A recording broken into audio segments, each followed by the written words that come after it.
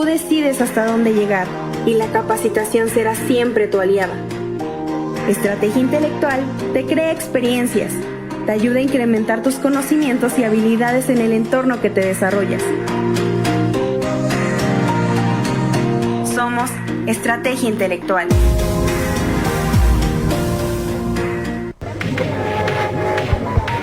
Gracias por sintonizar Estrategia Intelectual Global. A continuación, un programa totalmente en vivo.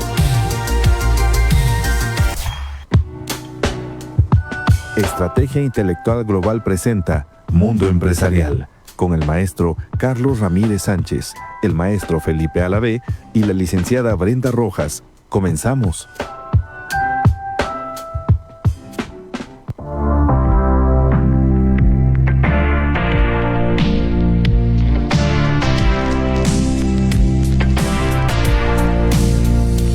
Hola amigos, bienvenidos a Mundo Empresarial, su programa de negocios, economía, finanzas y emprendedurismo en el que los ruidos, las voces y los sonidos de la noticia son de empresario a empresario. Los saluda su amigo, abogado, actuario y notario Felipe Alavé. Este miércoles ya 1 de octubre, finalmente terminamos septiembre terrorífico y estamos entrando ya en octubre y en el que juntos, este miércoles 1 de octubre, en el que juntos analizaremos y desmenuzaremos las notas empresariales de la semana junto a mi compañera, la ingeniera Brenda Itzel, pero no sin antes, amigos, recordarles que nos ayuden a abrir la conversación en los diferentes espacios, en las diferentes redes de las diferentes empresas. Asesores de negocios Carpey, al Facebook, asesores de negocios Carpey, al IG, Carpey-asesores, y al WhatsApp 22 24 44 85 98. Nuestros amigos de ITM, al Facebook ITM,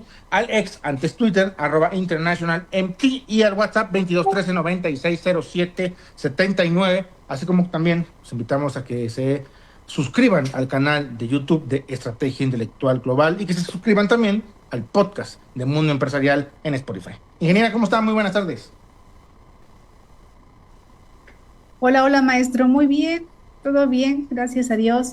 Y bueno, iniciando con una buena noticia, maestro. Ya dijo ¿Cuál? que siempre nos fue mal, pero octubre empezamos muy bien.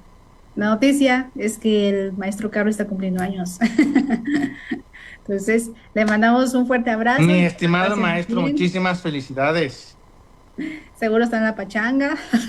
Sí, es cierto, yo recuerdo que fui el salamero de haber dicho que íbamos a transmitir Mundo Empresarial allá en Carpey. Pero como el maestro no me siguió la corriente, pues no.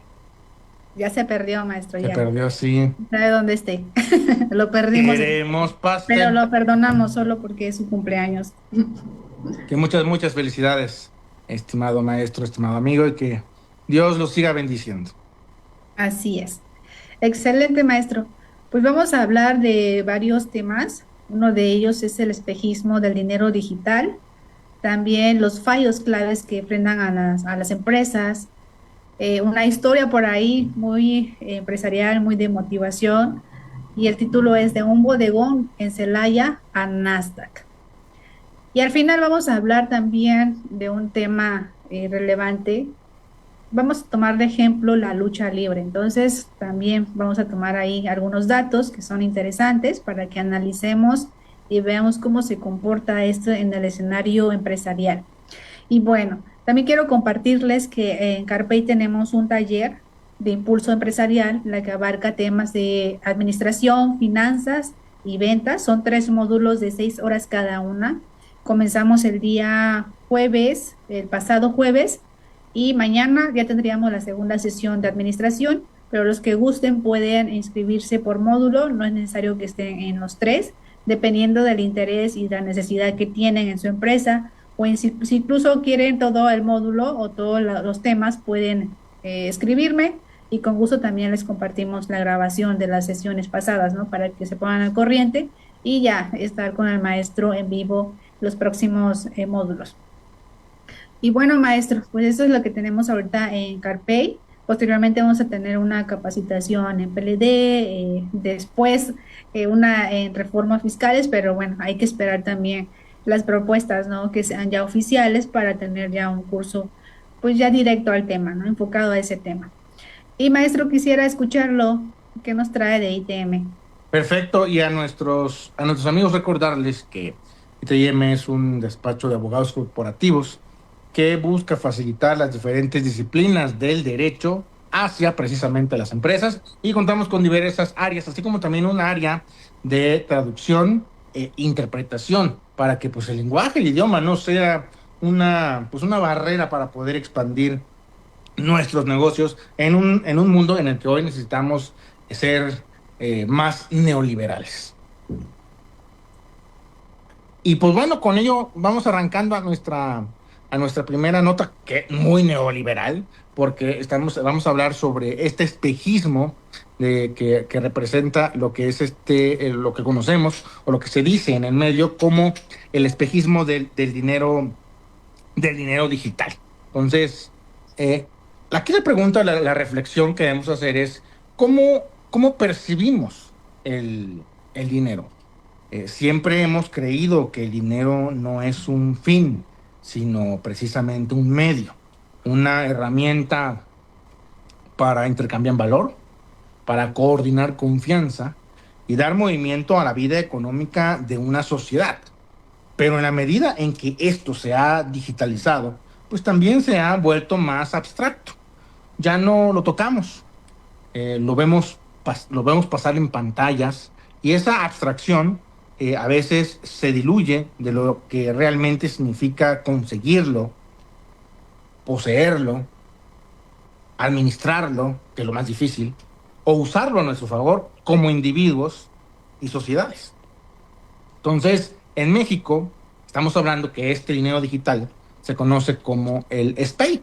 Es quizás el mejor ejemplo de cómo una abstracción puede convertirse en una infraestructura crítica. Desde 2024 se ha posicionado como uno de los motores más importantes de nuestra economía digital. Millones de transferencias inmediatas todos los días. Un sistema robusto, confiable, y me atrevería a decir que uno de los logros más trascendentes a nivel mundial del Banco de México, en tiempos en los que existía autonomía. Pero todo este éxito merece también ser observado con una perspectiva crítica, especialmente pues, si queremos formular las preguntas incómodas que rara vez se hacen en medio de una celebración. ¿Hasta qué punto podemos sostener este modelo tecnológico en un mundo donde la propia tecnología cambia más rápido que las instituciones?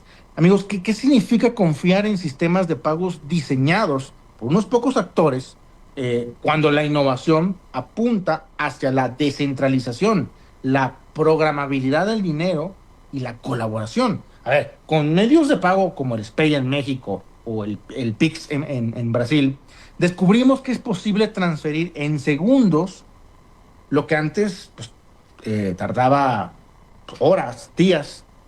Esta madurez de estos sistemas representa una oportunidad única. No basta con mover cifras más rápido o diversificar medios de pago, sino con evolucionar la tecnología del dinero mismo. Ahora bien, ¿y si el dinero pudiera ser más que circular? Cada vez se preguntan si no estamos frente a una nueva etapa en la historia del dinero, una donde ya no se le trata de la velocidad, sino, digamos ahora, de la utilidad real que el dinero tiene más allá de moverse entre los registros pues, de una base de datos. Más que obsesionarnos con la velocidad de las transferencias, deberíamos preguntarnos cómo funciona y para qué sirve la tecnología llamada dinero que circula hoy. Durante décadas nos hemos conformado con que llegue rápido, que esté disponible y seguro de un punto a otro, como si la función del dinero fuera solo la de moverse. Pero este movimiento, si no está acompañado en sentido, pues termina siendo un flujo vacío, o en el mejor de los casos. En el peor de los casos, pues termina siendo, digamos, te termina pagando los viajes a Japón, por decir un ejemplo, ¿no? Entonces, un dinero con propósito, pues no es aquel que acumula más cifras en la cuenta, sino el que aporta un valor tangible. A ver, con múltiples dimensiones para quien nos usa, ¿Cómo cuál? Confianza, transparencia, auditabilidad, seguridad y la capacidad de construir relaciones económicas más justas y dinámicas. En lugar de limitarnos a la abstracción de registros en una pantalla, deberíamos aspirar a un dinero que deje rastro, que permita comprender nuestro origen, nuestro uso y nuestro destino, y que sea capaz de integrarse a distintos ecosistemas sin perder ninguna propiedad. Como una manzana que puede verse como una simple fruta o como un contenedor de elementos, de vitamina, potasio, hierro, calcio, zinc, entre otros. Ahora, el planteamiento en que se ha acompañado a lo largo del texto, ¿cómo mejoramos la tecnología del dinero?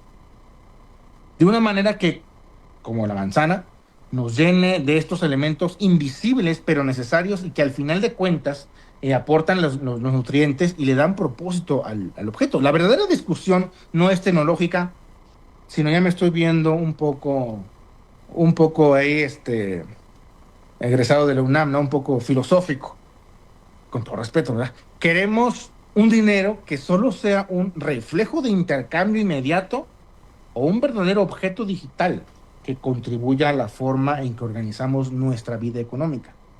La respuesta va a definir si seguimos moviendo cifras vacías o si logramos transformar la tecnología del dinero en una herramienta que nos dé las bases para mejorar la sociedad. Imaginemos un dinero vivo, rastreable, auditable, confidencial.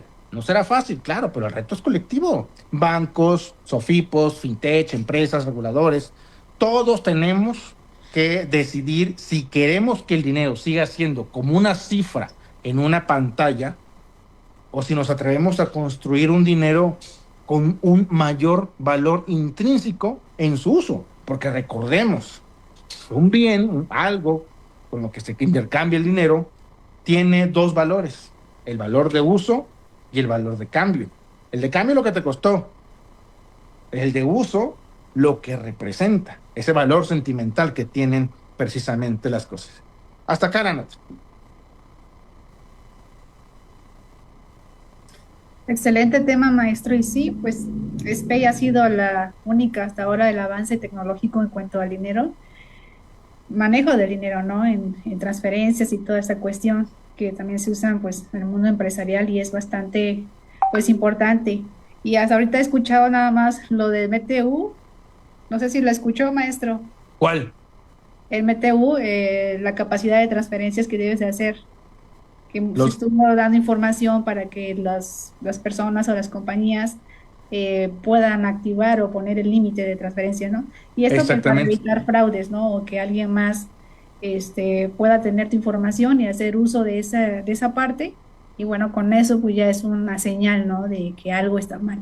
Y que son candados que al final del día están abonando a esto, a la confiabilidad, a la trazabilidad. Entonces, estos límites que podemos colocar nosotros, o por ejemplo, este es un ejemplo, estamos hablando por teléfono y queremos hacer una transferencia, algunos bancos ya no nos dejan entrar a la aplicación. Va evolucionando este sistema, ¿sí? Sí, y es por seguridad, ¿no? Entonces, a lo mejor muchos se asustaron de que por qué y esto, que si el banco los iba a bloquear y todo. Pues nada más es por seguridad, ¿no? De tener un monto ahí que va a ser, digamos, lo regular que vas a estar transfiriendo, a no que alguien entre y quiera transferir una cantidad más alta, ¿no? Entonces, pues es por cuestión de seguridad y bueno, la información pues de ahí la tenemos también en las redes sociales, ¿verdad? Y bueno, esa es la base que ha tenido ahorita el banco, ¿no? La cuestión bancaria.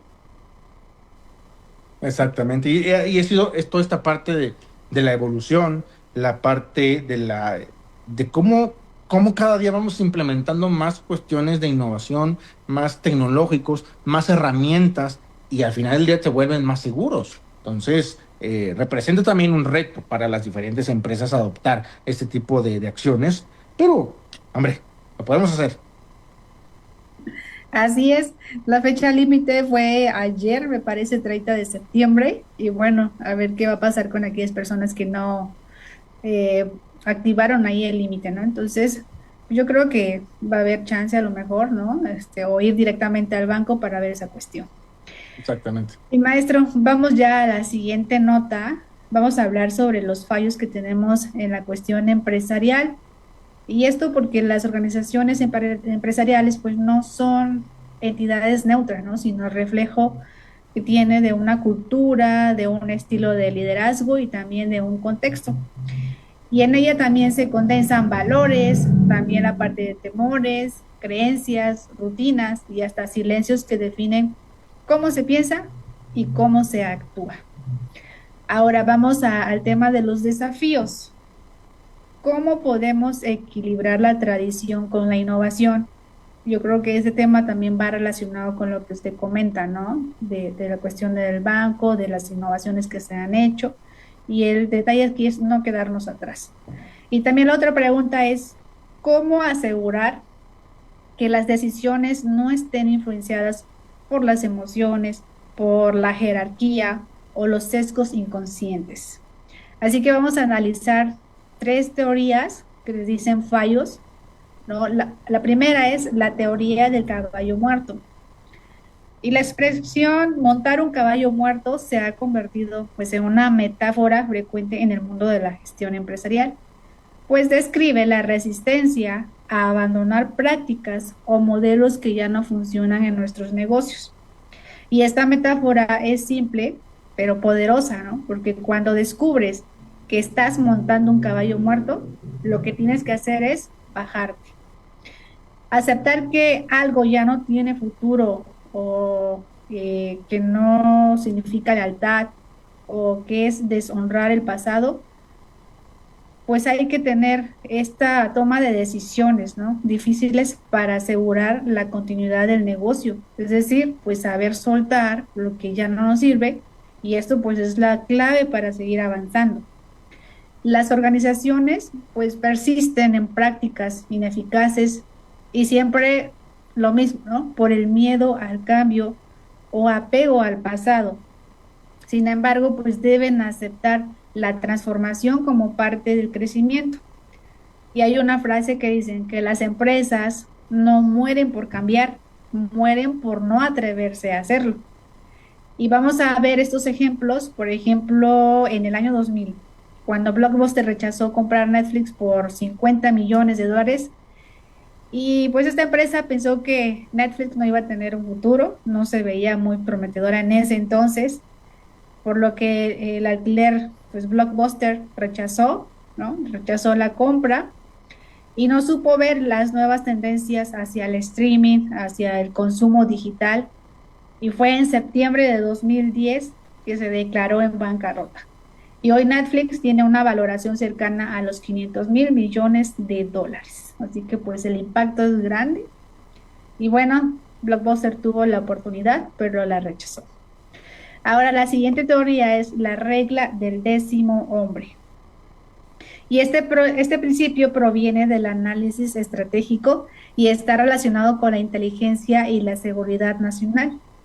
Establece que si 9 personas en una sala están de acuerdo sobre una decisión, la 10ª tiene la obligación de asumir una postura contraria, aunque esté de acuerdo, ¿no? En ese momento. Entonces, no todos tienen que estar de acuerdo. Uno tiene que llevar la contraria. Y la intención de esto es identificar errores potenciales, puntos ciegos o escenarios alternativos. La aplicación en las empresas, bueno, donde muchas veces las decisiones se toman de forma rápida, consensuada o en círculos de confianza, pues permite anticipar los eventos no deseados, ¿no? Entonces, fomentar una crítica es esencial para evitar el pensamiento grupal, porque no se trata solo de buscar conflictos, ¿no? Sino de abrir una puerta a nuevas perspectivas y reducir el riesgo de las decisiones o de las malas decisiones, ¿no? O mal fundamentadas. Y la cuestión es cultivar una cultura empresarial basada en el pensamiento crítico y la diversidad de criterio. Entonces, cuando todos están de acuerdo en una empresa, en la cuestión directiva, pues significa que algo va mal en la gobernanza corporativa. Entonces hay que tener ahí mucha crítica, hay que estar al tanto. Y un ejemplo de esto podemos verlo en el accidente del transbordador Challenger en 1986. Todos estaban ahí de acuerdo, ¿no?, con lo que se iba a hacer, con la nave, con las cuestiones técnicas, pero había advertencias, había señales que algo estaba mal, una cuestión técnica. Entonces se hizo como se hizo porque todos estuvieron de acuerdo, pero después surgió el accidente, ¿no? Y después de esto se promovió ya una cultura en la que para la toma de decisiones muy críticas, un miembro del equipo asumiría siempre el papel de abogado del diablo. Esa es la palabra que le quedaría al 10º hombre o persona que tiene que llevar la contraria. Y hay una frase también que dice que una cultura empresarial sana es aquella que promueve el diálogo, la escucha y el respeto por la discrepancia. Y maestro, también hay otras herramientas que se han usado pues para esta cuestión de ver opiniones de alguien más, de no estar de acuerdo todos, por ejemplo, de 6 sombreros, ¿no? En el cual todos tienen un puesto, tienen un cargo o un punto y deben analizar en el contexto del problema para ver las soluciones o ver qué pasa si, ¿no? Por esta cuestión de tener un plan B o una alternativa más en cuestión de que algo pase mal. Entonces están estas herramientas y esta teoría. Ahora vamos ya a la tercera. Es sobre los sesgos cognitivos.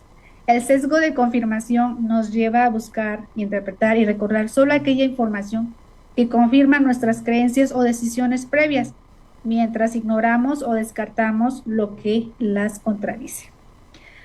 Ahora, llevándolo en el tema empresarial, su presencia pues puede ser muy sutil, pero altamente peligrosa, ¿no?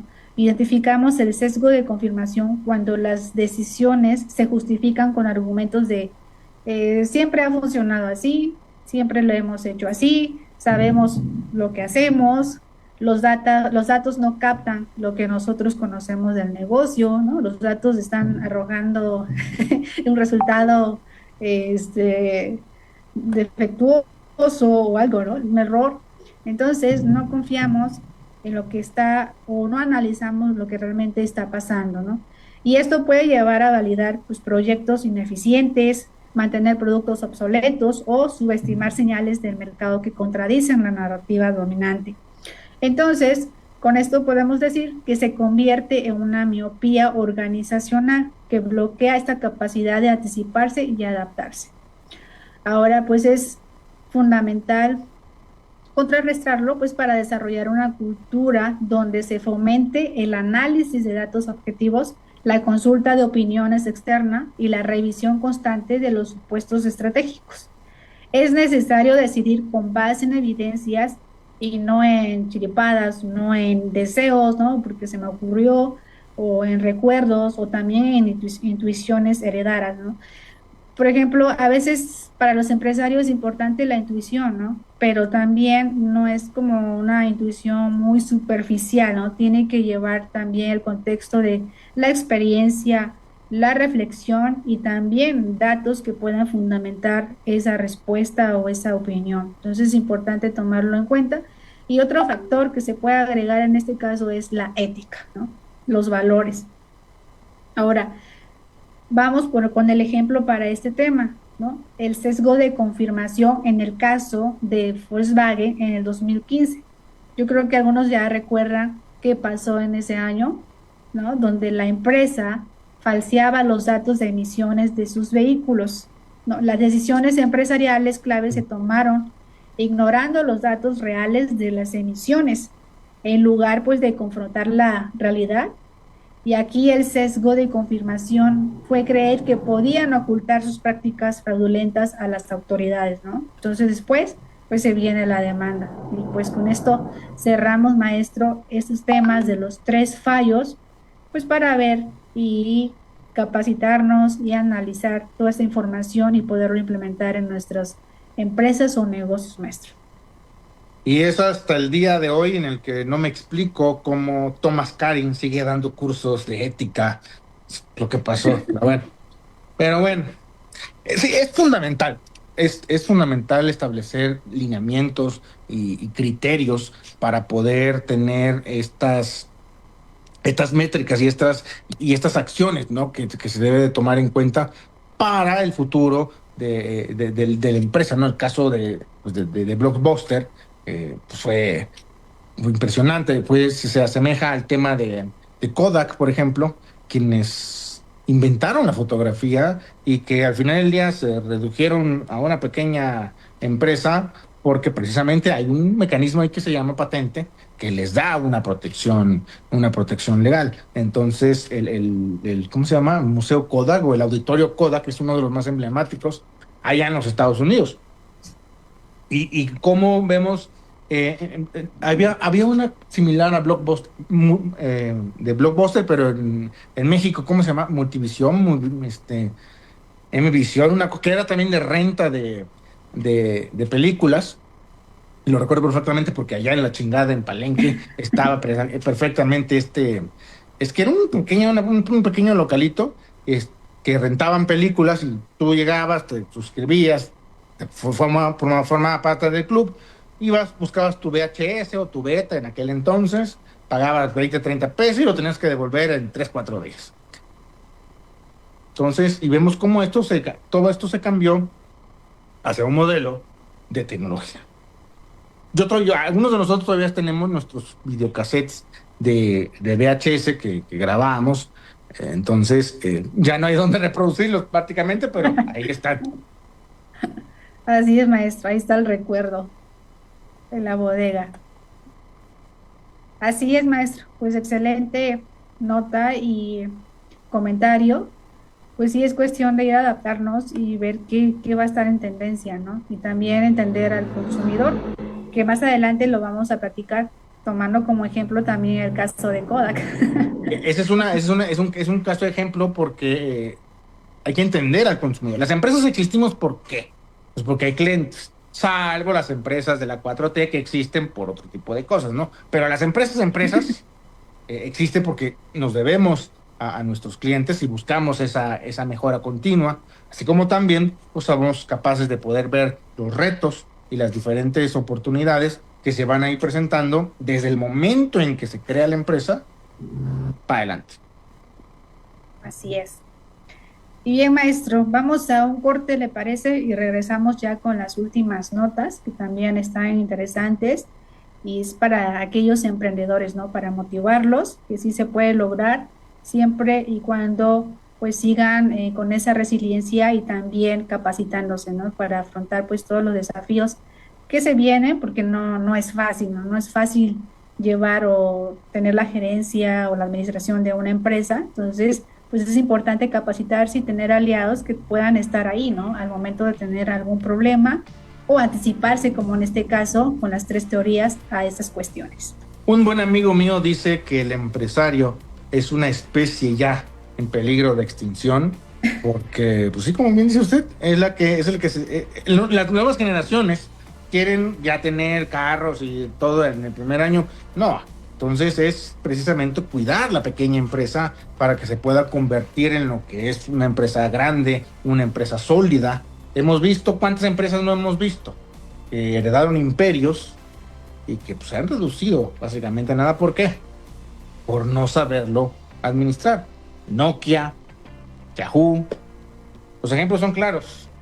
Hay que buscar precisamente ese liderazgo. Perfecto, maestro. Pues vamos a pausa. Pausa y volvemos.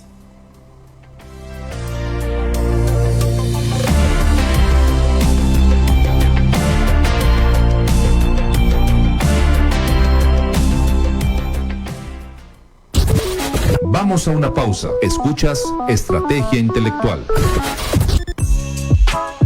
Adquiere nuestra membresía EIG Play y aprovecha más de 40 cursos en vivo, más de 250 cursos grabados, acceso a 2 seminarios, 5 consultas telefónicas y más.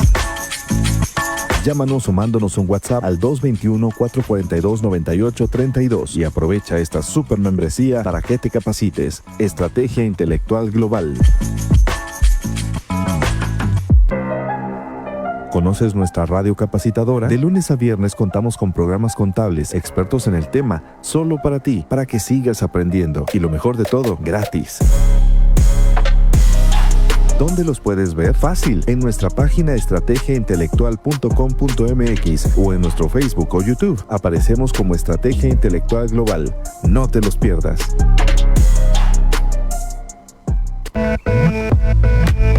¿Necesitas asesoría fiscal o contable? No te preocupes, nosotros te ayudamos. Manda un WhatsApp o llámanos al 221-442-29832. No dejes pasar tus dudas y cuenta con nosotros. Estrategia Intelectual Global México, EIG México.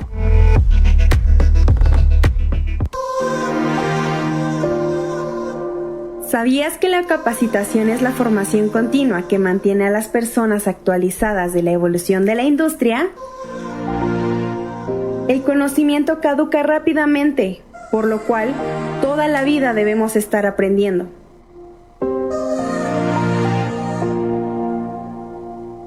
Tú decides hasta dónde llegar y la capacitación será siempre tu aliada. Estrategia Intelectual te crea experiencias, te ayuda a incrementar tus conocimientos y habilidades en el entorno que te desarrollas. Somos Estrategia Intelectual.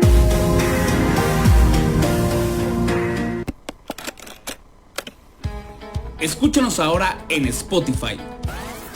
Así es, ahora estamos más cerca de ti. Repite la emisión que quieras de tu programa favorito a la hora que quieras, el día que quieras. Búscanos como Estrategia Intelectual Global y disfruta de toda la programación que tenemos para ti. Somos Estrategia Intelectual Global. Las reglas fiscales cambian constantemente. ¿Estás al día? En EIG México, Estrategia Intelectual Global, te ofrecemos la mejor capacitación fiscal a nivel nacional. Cada semana contamos con nuevos cursos actualizados y prácticos, en línea o presenciales. Además, brindamos capacitación personalizada para resolver tus dudas específicas. Y lo mejor, tenemos radio capacitadora gratuita para que sigas aprendiendo donde estés. No te quedes atrás. EIG México, tu mejor aliado en el mundo contable y fiscal. Estrategia Intelectual Global, creciendo contigo.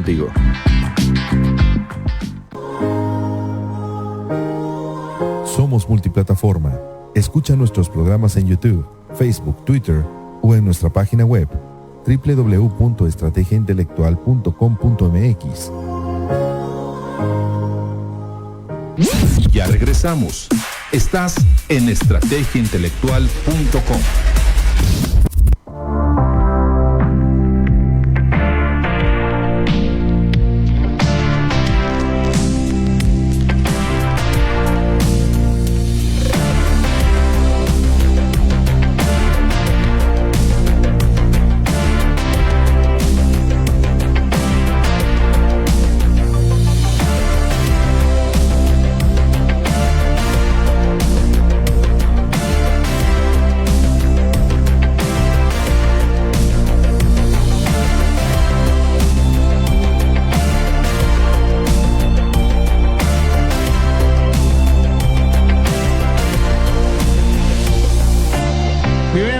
Regresamos a su segunda y última mitad, su programa Mundo Empresarial, abriendo con esta nota por lo más inspiradora, que son precisamente los casos de éxito que vale la pena, como decían por algún lado, cacarear el huevo, conocer cuáles eran estos retos y estas diferentes oportunidades. Y es que a los 48 años, Luis Campos le dio un giro a su vida. Dejó el mundo corporativo y apostó por el emprendimiento a los 48 años. Por un modelo de negocio que decía que en México no funcionaba. Imagínense. Hoy, 24 años después, Betterware es una empresa que cotiza en la Bolsa Mexicana de Valores y en el tecnológico Nasdaq, en Estados Unidos. Después de años de experiencia en la venta directa en campañas como House of Solar y Tupperware, Luis Campos decidió crear su propio negocio. Pero pues el camino no fue fácil. En su libro, ¿Cómo sí?, el directivo cuenta que estaba a cargo de Tupperware Américas y residía en Orlando, Florida, pero su esposa deseaba regresar a México. En este caso platicó con su jefe la posibilidad de migrar las operaciones a México y aceptó. Sin embargo, la junta directiva cambió la decisión. Entonces, la solución era viajar cada semana, pero no quería dejar a su familia, por lo que decidió renunciar. Ven ustedes qué tan importante es precisamente el valor de la familia, y pues eso es lo que ha estado fallando en estos tiempos, porque pues tenemos a las personas o a los jóvenes que tenemos hoy en día, porque el núcleo familiar se encuentra debilitado. Ya en México se le complicó encontrar trabajo a los 48 años, y recordó que había platicado con Betterware Inglaterra para una alianza con Tupperware, que al final no se concretó, y creyó en aquel entonces que era una buena idea comprar la división para México. En ese entonces, Luis Campos habría podido tener un retiro anticipado y olvidarse de los retos de crear un nuevo negocio, pero optó por destinar todos sus ahorros al nuevo emprendimiento. Entonces, se encontró con muchas personas, como todos nos los hemos encontrado, que no creían que la empresa fuera exitosa, que le decían, ya hemos intentado varias veces y no resultó, o el modelo comercial no funciona en México. Pero eso no lo detuvo y se propuso a demostrar que cuando realmente actuamos, encontrando en todo el cómo, sí o el apoyo para lograr lo que sabemos, se puede realizar. Las cosas pueden ser diferentes. Así, en el 2000 nació Betterware en un bodegón ubicado en Celaya, Guanajuato, que olía a vaca porque había sido un establo. Un año después, el negocio migró a una bodega en Zapopan, Jalisco, y en el 2021 se inauguró el centro de distribución conocido como el Campus Betterware. El crecimiento se logra con valores, amigos. Para este individuo, para este empresario, para Luis Campos, el éxito del negocio son los valores. Ejemplo de ello es la BEFRA, el grupo que reúne a Betterware y Jafra. Los 4 valores principalmente son compromiso, honestidad, respeto y actitud positiva. Estos valores le ayudan a encontrar siempre el cómo sí. Entonces, el propio empresario señala que la confianza también es fundamental, sobre todo al ser un negocio familiar y hacer que los colaboradores compartan el mismo objetivo. Mi filosofía siempre ha sido estar abierto a cualquier cosa, decía el empresario, de cualquier persona, porque cada quien, amigos, desde nuestra trinchera tenemos cosas valiosas por aportar, pero la gente tiene que estar alineada a los objetivos de la empresa, no con intereses particulares. ¿Cuáles son los principios de Betterware? Luis Campos comentó que desde joven adoptó 9 principios que han regido su vida y que han impulsado a lograr sus objetivos. Estos principios forman parte de la esencia de la empresa, que es 100% mexicana. 1. El foco en lo fundamental. Si queremos lograr lo que nos propongamos en la vida, debemos entender que es importante y que no para conseguirlo. Sin el hoy, no hay un mañana. Hay que identificar, amigos, las cosas fundamentales para ser mejor. Pues sin lo que haces día a día, no habrá un mañana. ¿Quieres saber si acerca el futuro? Mira qué estamos haciendo hoy. El punto o el valor número 3 es simplificar. Desgraciadamente, muchos tendemos a complicar y no simplificar. Ese es el mayor reto. Facilitar las cosas en lugar de complicarlas. Punto 4, hacer algo más y algo mejor cada día. Si realmente hacemos algo nuevo diario, cada día seremos mejores. Y el mérito lo es todo. El sentido de inmediatez no siempre es bueno, pues las cosas que valen la pena requieren que todo el camino de tener mucha entrega, trabajo y sacrificio. Finalmente, el empresario señala que el éxito de BEFRA, esta alianza, no sería posible sin sus trabajadores, Por ello siempre pone encima la conciencia social, que es el sacrificio de la rentabilidad del negocio para pagar sueldos dignos y otorgar beneficios que apoyen el crecimiento personal y profesional de los colaboradores. Remunerar a la gente para que viva con dignidad tiene efectos secundarios. Estarán más comprometidos con la empresa y por supuesto que van a rendir más. Y Betterware es una empresa 100% mexicana en la que tenemos nuestros toppers. Bueno, se quedó porque la marca lo absorbió, ¿no? Pero es una empresa mexicana. Por supuesto que es muchísimo más los productos de mayor calidad que los productos chinos. Se trata entonces de un modelo de negocio que ha sobrevivido estos últimos años gracias a la innovación, al liderazgo, pero también al trabajo continuo de hombres y mujeres que están precisamente liderando las diferentes empresas, liderando este grupo particularmente, y que ello debería ser también motivo de orgullo también para ciertos sectores de la población. Hasta acá la noticia.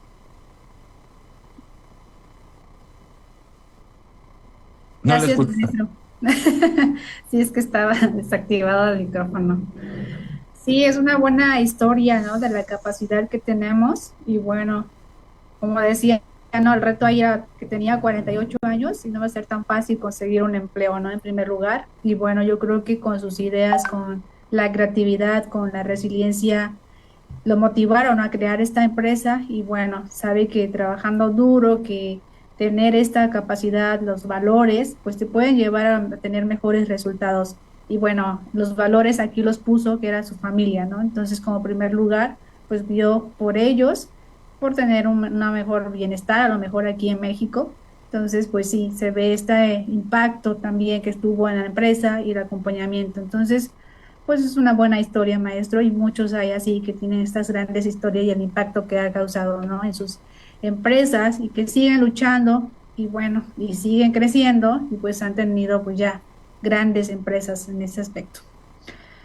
Ahora, maestro, vamos a una pregunta también pues relacionado a los negocios, ¿no? ¿Mueren los negocios o solo cambian de máscara? Y bueno, durante años pensamos que la lucha libre mexicana era un vestigio de otro tiempo. En México, de televisión abierta, aparecía El Hijo del Santo, Blue Demon, La Parca, Octagón y el perro aguayo, ¿no? Son personajes muy conocidos en México. Y ese México que desde el extranjero se interpretaba como lo pintoresco, el barrio, la calle, ¿no? La cerveza y los gritos desbordados en la arena. Incluso hasta parecía amarillo, ¿no? Como dicen, ¿por qué siempre en las películas mexicanas lo ponen amarillo así todo? Pues el barrio. Y bueno, en ese imaginario, pues la lucha libre era algo que pertenecía al pasado. Un espectáculo que con la llegada del streaming, las nuevas tecnologías y los deportes globalizados, estaba condenado a volverse una caricatura de sí mismo, ya algo del pasado. Pero lo cierto es que no murió, la lucha libre se transformó, ¿no? Pasó de ser un entrenamiento popular a convertirse en un producto premium.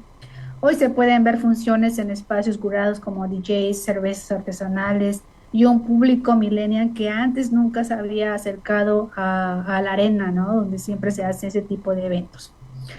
Y empresas como la AAA, CMLL, incluso la WWE, entendieron que no estaban vendiendo los golpes ni las acrobacias, estaban vendiendo pasiones.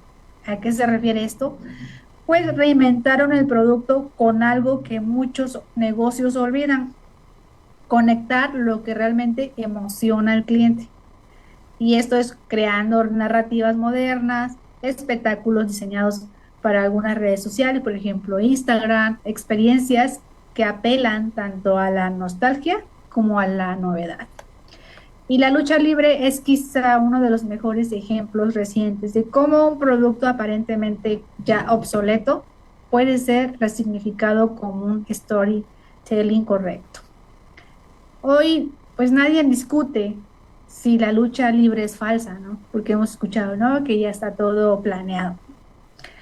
Y los resultados, pues sí, están guionados, los golpes están coreografiados, pero eso no impide que el público grite, que se ilusione, ¿no? Al ver todo este espectáculo, incluso pues se llegan a enojar.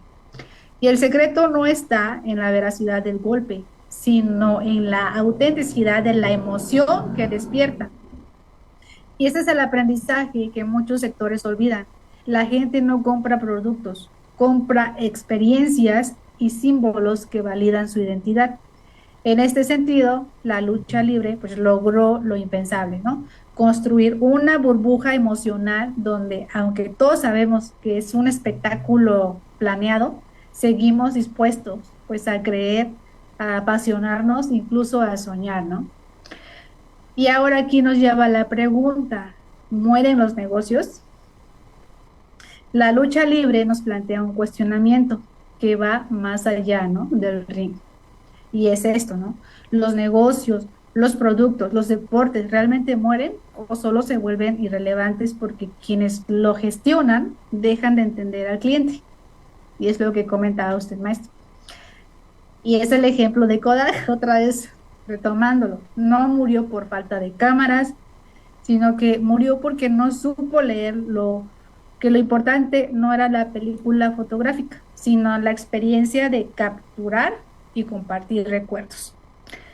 Blockbuster no cayó por Netflix, cayó porque confundió el modelo de renta con la verdadera pasión del consumidor. Es acceso inmediato al entretenimiento. Y lo mismo pasa en retail, también en los bancos, también en los medios, incluso en la política. No es que la gente deje de interesarse, es que cambia la forma de cómo quiere consumir, cómo quiere participar y también cómo involucrar sus emociones, ¿no? Cómo emocionarse. Y quizá la lucha libre no murió, quizá solo cambió de máscara, ¿no? Y con ello, pues nos recuerda que la clave de cualquier negocio, producto o deporte no es la tradición ni la modernidad en sí misma, sino la capacidad de entender lo que hace vibrar al cliente, ¿no? Las emociones, las experiencias. Porque al final, lo que de verdad está en juego no es quién gana en el ring, sino quién gana en el corazón del público. Y también la lucha libre nos recuerda algo que todo líder debe saber, o incluso tatuarse, ¿no? Como lo hacen algunos. Los productos no desaparecen, desaparece la capacidad de generar esa emoción con el cliente. Las industrias no mueren, mueren los ejecutivos que no saben leer la actualidad. Y no importa si el resultado es falso o planeado, ¿no? Lo que importa es si logras que la gente crea, que la gente sienta y que tenga esa conexión con tu producto y que se apasione, ¿no? Porque al final, pues, ya sea un cuadrilátero o una sala de juntas, la verdadera lucha está en mantener viva la ilusión de los clientes, que es, pues, esta parte de las buenas experiencias, ¿no? La pasión, la emoción que dejas en ello. Y hasta aquí la nota, maestro, pues para todos aquellos emprendedores que inician o algunos que ya están en esta línea, ¿no? De tener ya un negocio, pues son estas cuestiones que debemos de considerar y ver el panorama, ¿no? Porque no solo es cuestión del producto, ¿no? Ver otras cosas que complementan ese producto y hacer este vínculo con el cliente. Y que ahora lo estamos viviendo con el tema de la inteligencia artificial. Y que estamos viendo cómo este sistema, en los años en los que estaba la lucha libre, por ejemplo, le dirían que es brujería, pero estos sistemas de datos, como esta ciencia, como estos diferentes procesos van arrojando estos resultados y que es precisamente la inteligencia artificial un mecanismo que nos está ayudando a poder maximizar, a poder ser más competitivos, sabiéndola utilizar, evidentemente. Hay muchísimos retos en cuanto a legislación, en cuanto a propiedades, en cuanto a propiedad personal, por ejemplo, a posesión de datos muy particulares. Pero al final del día la inteligencia artificial es una herramienta que llegó para quedarse, que por supuesto que va a sustituir fuentes laborales, desafortunadamente, pero que al final del día representa una oportunidad. ¿Para qué? Porque si nuestro trabajo es repetitivo, es dinámico, es mecánico, por supuesto que lo va a sustituir la inteligencia artificial. Hay que jugar con la inteligencia artificial. Entonces, es necesario también buscar los diferentes mecanismos para ir conociendo la cuestión de los valores tan fundamentales que debemos de tener como seres humanos, que podamos identificar hasta dónde es el umbral en el que nosotros nos vamos a meter. Si yo me meto de acá para acá, lo aguanto, pero de allá para acá, entonces ese es el mecanismo en el que debemos de cuidar, ¿no? Lo hablábamos en la nota de Betterware acerca de los valores que van a ir acompañados también de una diferente filosofía. Los ejecutivos, por ejemplo, de las empresas que quebraban, me recuerdo a BlackBerry, empresa que inventó los smartphones. ¿Cómo quedó? Entonces, hemos estado viendo estos diferentes mecanismos, estas diferentes cuestiones, o por ejemplo, hay empresas que también quiebran por mala administración. No vamos a hablar de Pemex ni de CFE, no, esos de por sí ya están más acá que para allá. Pero para el empresario normal, el empresario común y corriente, todas estas metodologías, todas estas líneas de negocio o todas estas historias o estos casos de éxito nos deben de ayudar a poder saber hasta dónde poder tener una idea de lo que es precisamente pertenecer a una comunidad o a un mundo empresarial. Así es, maestro.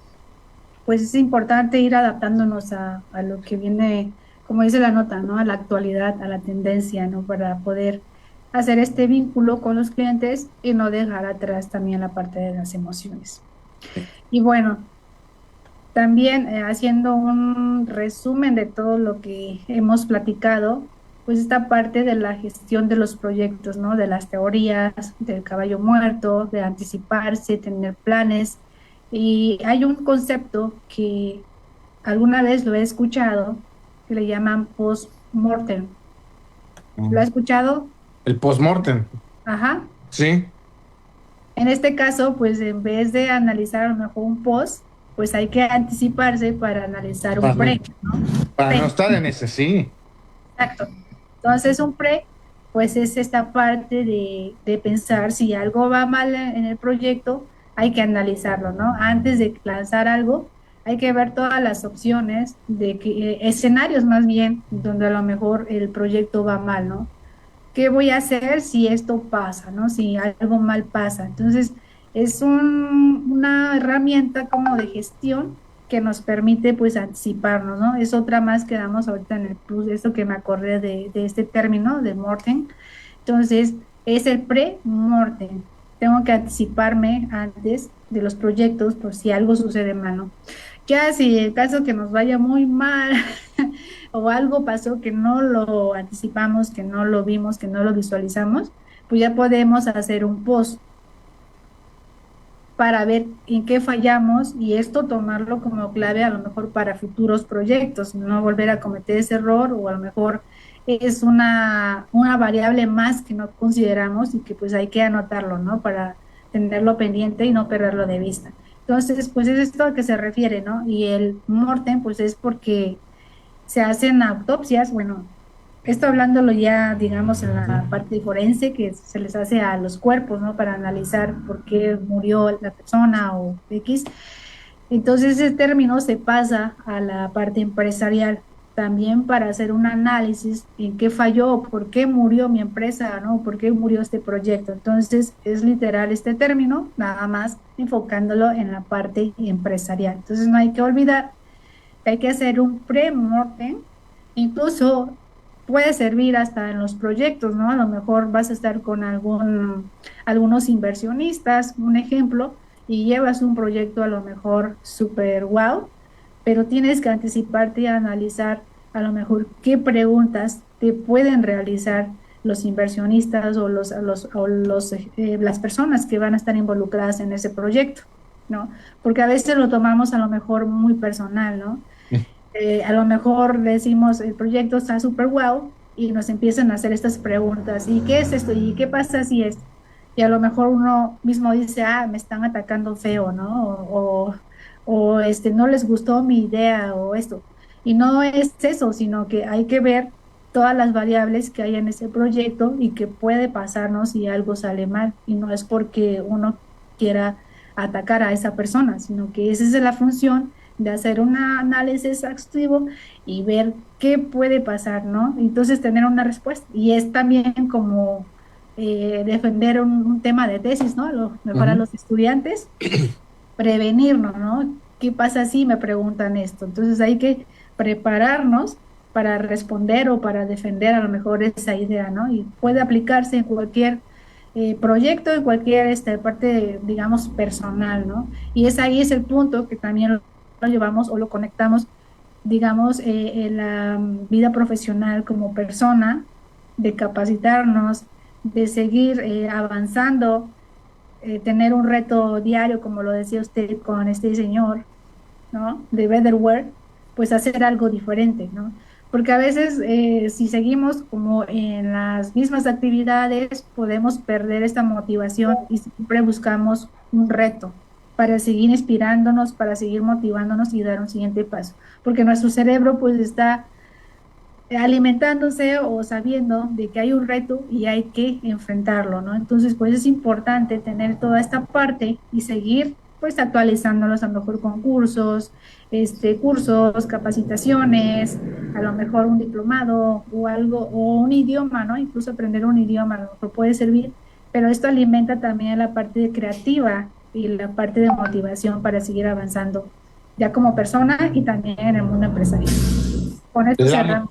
La motivación es fundamental para seguir creciendo tanto a nivel personal como a nivel de ese campo esotérico que le digo yo, a nivel espiritual, y que eso nos ayuda también a poder echar para adelante a nuestras empresas. Entonces, son escenarios difíciles que se van a presentar como todo en la vida, pero que la cuestión es esa capacidad que tiene el hombre, el ser humano, de poder adaptarse a las condiciones, a nuevas condiciones, a nuevos riesgos.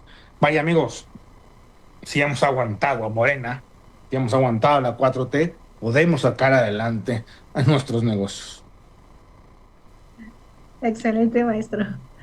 Bueno, pues ya nos vamos despidiendo y mandando al maestro Carlos, que siga pasándolo bien. No lo podemos ver ahorita, pero ya será después. Muchos abrazos. Muchos abrazos y muchísimas felicidades. Así es. Gracias, maestro. Nos vemos. Nos vemos en el siguiente próximo miércoles, punto del mediodía.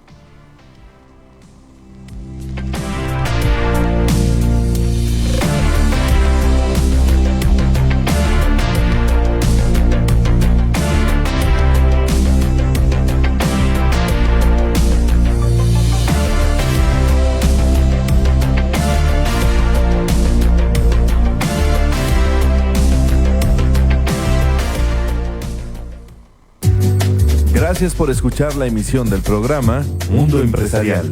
Sigue escuchando Estrategia Intelectual Radio.